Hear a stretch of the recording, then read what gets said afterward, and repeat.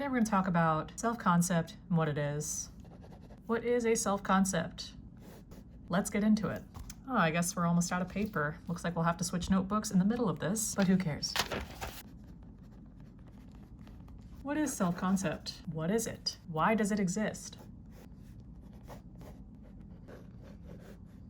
So it's your internal model of who you think you are, kind of like an avatar in a video game. All your traits, values, capabilities, pretty much everything that you think or believe to be true about yourself. It's all built from past experiences, feedback from other people, and the stories you tell yourself about what those experiences mean. So it's the internal messages that we say to ourselves on a daily basis, but it's a lot more than that. It's who you think you are at your core. It's kind of like your identity operating system, because the things that we believe to be true about ourselves shape our external experiences. It affects how we act, what we say, what we do, and we all have one. We all have a self-concept, whether we're aware of it or not.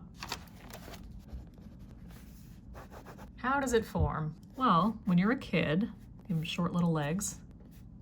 Well, when you're a kid, you don't really know who you are, right? Literally, your name was given to you by other people. So right off the bat, you're not telling anything about yourself. You're being told who you are. Usually people like your parents, they immediately tell you who you are, starting with your first name. And also you get their last names too. So you don't get to pick any of your own names. Isn't that fun? So not only do you not get to pick your own names, then the family name becomes part of your identity. So immediately, without even existing for more than a few minutes, you already have an identity given to you by two people or, one person, whatever. Basically, other people gave you an identity before you could even speak. Naturally, over time, this will start to build and build and build and build. And without realizing it, you're just a kid. You can't even form sentences yet. This tells you who you are before you even know. So this is just a data collection part of your life for a while until you get exposed to other things and start to form an identity of your own. Then you go to school. You don't really know what's happening. Maybe you don't like school. I hated school. That's, we could talk about that in another video. Whatever. And then you start to get ideas from teachers. Maybe she thinks you're bad at math.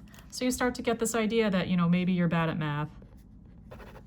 You suck at math now. Even though, if she hadn't told you that, you wouldn't have been so discouraged about math. Who knows, maybe you wanted to be a mathematician. I don't know. Who cares? Whatever the message you receive from external beings, maybe other kids bullied you. I was bullied a lot. This is Jeremy. He wants to bully you. Give him crazy hair. He tells you that you're ugly, right? So now you think you're ugly. So now you have Jeremy's voice in your head telling you you're ugly. Meanwhile, you don't even really know what you look like that much because you've barely existed for, a few years. Maybe you're 6 or 7 years old. You don't even know what ugly means until this kid tells you you're ugly. You're ugly. So now you're bad at math, now you're ugly, but these aren't truths. These are just beliefs that you now have because other people told you who you were, because you grew up receiving messages from other people telling you who you are. And this is just the natural course of things. You're not supposed to know who you are when you're 6 or 7 years old. It's not your fault. But this is just sort of what happens. There could also be good things about this too. Maybe you have a friend who, this happened to me actually. I had a friend who I had a shared interest of drawing with.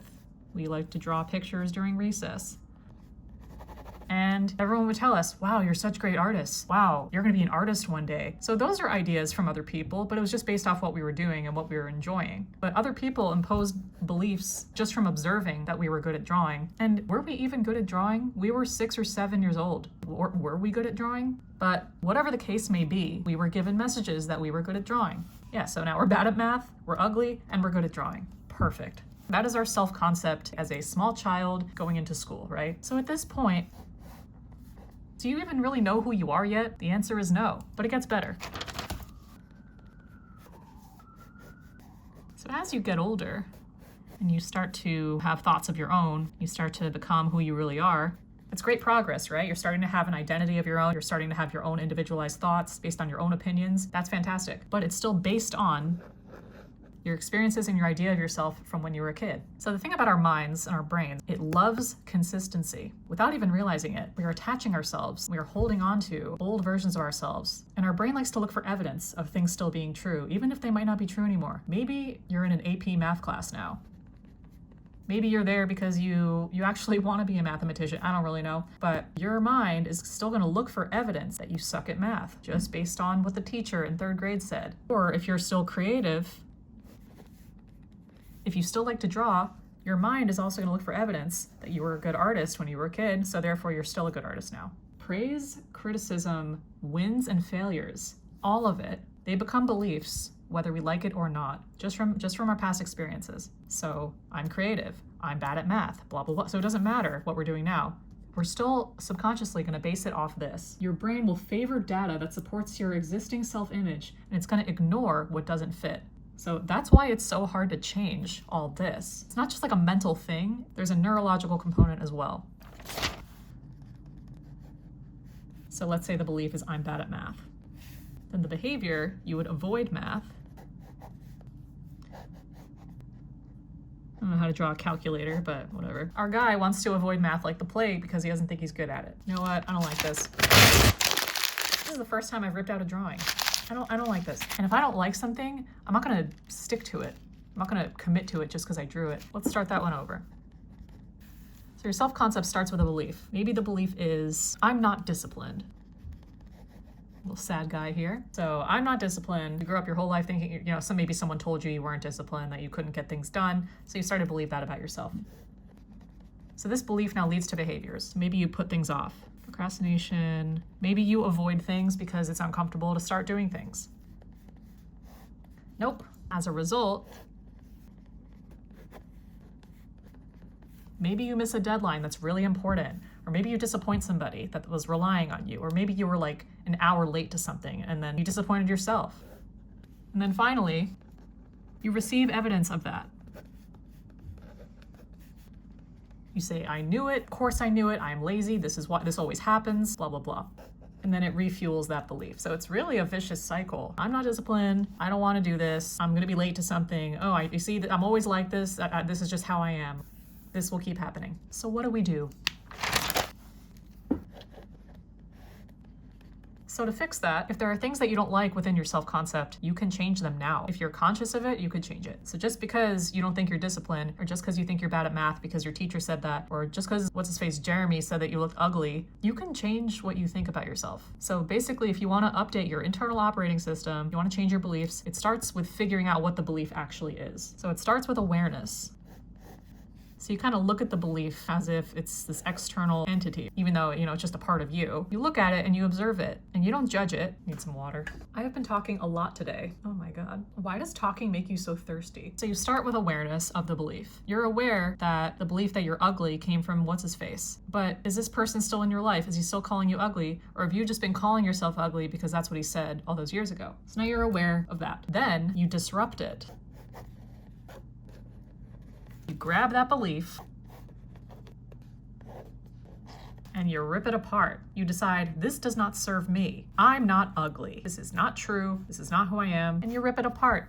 All right, so now that belief is gone, right? It's dead. Add some X's, the eyes. So he's dead. The ugly belief is now dead. But now your mind, you need to figure out what to believe instead. You need to come up with a counter. You're updating your operating system.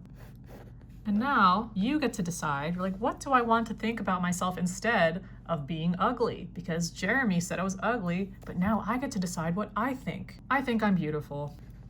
And it's not the kind of like, oh, I'm so much prettier than everyone, and oh, I'm so much better than everyone. No. You're allowed to think that you're beautiful, okay? I added little eyelashes for dramatic effect, maybe some little blushing action. You're realizing, hey, I'm allowed to think this about myself. I'm choosing to think this about myself. And then maybe you go and look in the mirror and you're like, hey, maybe you actually are like, wow, I really like how I look. I really love myself. I really, all this stuff. And you look for proof of your new belief. It's almost like a muscle. The more you start to think this, the more it becomes the default belief. The more it becomes your new self-concept. And the brain loves repetition. So the more you say this to yourself, the more you're going to believe it. Even if it feels really weird at first to start thinking something radically different than how you used to think. Almost out of paper. But your self-concept is not just about looks. That was just one example. Your self-concept is about how you think of yourself as a whole. So yeah, now you think that you're pretty or attractive, right? What else do you think of yourself? Remember, this is about you. It's not about how you were when you were a kid, what other people say to you. It's about what you think of yourself. Like, I'm really creative. I like video games. I love animals. I like to go on fun adventures. I am adventurous. So it almost feels like you're making this video game avatar, but you're the character. So you get to choose what qualities that you get to have. What do I like to wear? What is my style? Let's put a t-shirt in here. Has to have a face. I'm a t-shirt. I'm really good at making friends. These are all just concepts and ideas of who you are. When you start to define yourself by what you think of yourself instead of what everyone else thinks, it results in more confidence, more certainty, knowing who you are, despite what other people have said. Right down to your first name. I mean, you could even change your first name if you want. I thought about it. I thought about changing my whole name. Sometimes when I walk around, I just imagine myself as that other name, even though I don't tell people that's my name. In my mind, when I walk around as that person, I feel really good. So that's something to try as well. But you can have any idea that you want about yourself. You could decide to like something now. I mean, I started learning Japanese this year. Out of nowhere, everyone was like, why are you learning Japanese? And I'm like, because I want to, because I like languages, because this is something I'm interested in. For all those years prior, I hadn't learned any Japanese. So you can just decide to try something new now, to add something to your self-concept. It doesn't have to be a big deal. You could just make a decision. And we're switching notebooks. So what should I do with this notebook now? Should I put it on eBay or something? All right, we got an orange notebook. I love a fresh, clean notebook. Don't you love that? So how to have your own self-concept. Start from scratch. Don't base yourself based on who you've been. Base it on who you want to be right now. You don't have to be the same as you were yesterday just because that's what you've always done. Pretty much all you have to do is ask yourself the question, what do I believe is true about me? And you could do this either assessing who you've been, or you could just start from scratch and say, how about right now? It's a blank slate. I could ask myself, what do I believe is true about me? And you could just fill in those blanks. You could just decide who you are right now. What feels the most authentic to you? What feels good to think about yourself? You could try journaling. Write about yourself. What about your goals? Who you want to be, where you want to go, what do you want to do? What makes you feel the most like yourself? With these new beliefs about yourself, start building evidence with your behavior. Let's say you identify now, I'm a writer now. I'm writing a book right now. Start writing every single day. Make that a part of your identity. Make that a part of your routine. For a really long time, I identified as not being able to make long form videos. That held me back for like 2 years. Now I'm making long form YouTube videos. My goal is 3 times a week, but now that I'm identifying as a long form video creator as well as a shorts creator, it's actually materializing because that's how I think of myself instead of saying, oh, I could never do that. But before, I wasn't allowing myself that self-concept because I was too scared. I identified as, well, it won't work if I try. But now I don't care and I love making these videos. And also, if you say something about yourself and you're really excited about it and then you miss a deadline, you do something that's the opposite of your self-concept, forgive yourself. You don't have to be perfect. This isn't about being perfect. This isn't about being this perfect person who never makes mistakes or does anything against who they believe themselves to be. You're also a person. You're also a human or a cup if you're like me. All you really have to be aware of is this question. What do I believe is true about me? You could even add the phrase, right now. What do I believe is true about me right now? Because remember, at any moment, you could decide to be different. Nobody's making you stay the same. Here's something that I really like to do, and it's not for everybody. I use the power of visualization to imagine myself in different situations or scenarios that I eventually would like to experience. And I think this ties into self-concept because if you can imagine it, then that means it's possible for you. If you can imagine it, then you're awakening yourself to the possibilities of life and the possibilities of who you want to be or who you can be. So the way I visualize, I'll go on YouTube, I'll look up delta or theta waves, like binaural beats music. I'll close my eyes, I'll put my earbuds in, and I find a comfortable position. I'll either sit or I'll lay down. I'll get into a very relaxed state, and I'll just allow myself to completely relax. And then I'll pick something that I want to do. I'll imagine myself in another country, or I can imagine myself flying dragons. Like, it doesn't even have to be realistic, because you're only limited by your imagination. I'll imagine myself literally hanging out with dragons and, being a Game of Thrones character. I don't know, it's fun, but it puts me into the state of believing that I am this character. I'll add some dragon wings or whatever. What if I want to be a dragon? I could do that too. Like, you could be anything you want if you visualize it. And it doesn't necessarily have to translate to the material world, but through your imagination, you could achieve the feeling of being that person. So through visualizing, it could put you into that state of having and of being a little bit faster. So I highly recommend this for anyone who wants to try it. But again, it's not for everyone. I'll link some of the binaural beats that I use in the description, and you guys could let me know if you want to try it. Your self-concept is not really about finding yourself. It's not about seeking something out. It's not about trying to change yourself. It's about designing. You're designing the character of you. Allow this to be a fun and creative process, not a restrictive one, not based on, again, with Jeremy telling you you're ugly. Like, don't listen to them just because That's what happened in the past. It doesn't have to define you now. You define you now. You get to decide what to believe at any moment. Your self-concept is a story that the brain believes because you've given it enough evidence. So if you want to change your life, and if you want to change how you view yourself, ask yourself, what do I believe is true about me? What story am I believing about who I am? And then once you decide who you are, start creating proof that you're that person. Start acting as if you're that person. Because you are that person. Nobody could tell you who to be. Nobody could tell you that you aren't that person. Not even Jeremy. You define your own self-concept, no matter what. So you're not finding yourself, you decide who you are, then you go practice being it. Go be them. Walk around as that person. It will feel really good. You're not chasing this new version of you. You're just remembering who you've always been this whole time. I hope you like this video, and I'll see you guys in the next one.